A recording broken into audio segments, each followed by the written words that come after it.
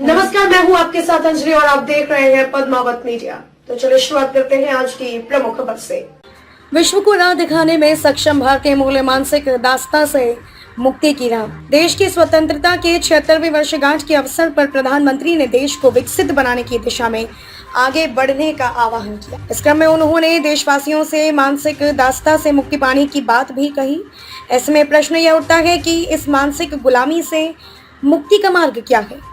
दरअसल किसी भी समस्या के सही कारणों की पहचान करने के बाद ही उसके समाधान का मार्ग प्रशस्त होता है। अतः सर्वप्रथम हमें यह समझना होगा कि आजादी के 7.5 दशक बीतने के बाद देश में मानसिक दास्ता की समस्या क्यों बनी हुई है। एक कारण तो निसंदेह यही है कि मुगलों से लेकर अंग्रेजों तक देश को एक दीर्घ कालखंड गुलामी में गुजरना पड़ा। इस गुलामी ने देशवासियों के आत्मगौरव को कुचलने का काम किया, लेकिन आजादी के बाद इसमें जैसा बदलाव आना चाहिए था वह नहीं आया। आजाद भारत की सरकारों ने शासन का जो स्वरूप रखा और जिन नीतियों को आगे बढ़ाया, उनमें विकास की दृष्टि भले रही हो, भारत के सांस्कृतिक गौरव को पुनर्जीवित करने का कोई प्रयास नहीं था। भारतीयता पर आधारित नीतियों की रचना करने के बजाय समाजवादी आर्थिक मॉडल अपना लिया गया। हिंदी राजभाषा तो बनी, लेकिन साथ में अंग्रेजी भी दमखम के साथ बनी रही। वस्तुतः शासन के स्तर पर आम जनमानस को ऐसा कुछ नहीं दिखा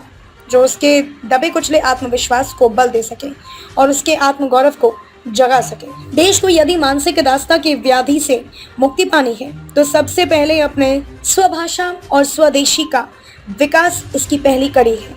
सनातन संस्कृति अपने मूल रूप में वैज्ञानिक चेतना से परिपूर्ण रही है, लेकिन हम विज्ञान के मामले में इसीलिए पीछे रह गए क्योंकि यह शिक्षा हमें स्वभाषा में उपलब्धि नहीं हुई। अतः प्राथमिक से लेकर उच्च शिक्षा तक भारतीय भाषाओं में उपलब्ध हो, यह सुनिश्चित करने की जरूरत है। अभियांत्रिकी, विज्ञान, चिकित्सा आदि सभी क्षेत्रों में भारतीय भाषाओं में अध्ययन की व्यवस्था की जानी चाहिए। सुखद है कि AICTE द्वारा हाल में 12 भारतीय भाषाओं में अभियांत्रिकी की पढ़ाई के लिए कुछ कदम उठाए गए। इसके अलावा सरकारी कामकाज से लेकर न्याय तंत्र तक भारतीय भाषाओं के प्रयोग को बढ़ावा देने की जरूरत है। खबरों में अब तक के लिए बस इतना ही। मिलते हैं फिर ऐसे ही किसी बड़ी खबर के साथ। तब तक के लिए नमस्कार और देखते रहिए पद्मावत मीडिया। ना रिश्वत लेंगे, ना रिश्वत देंगे।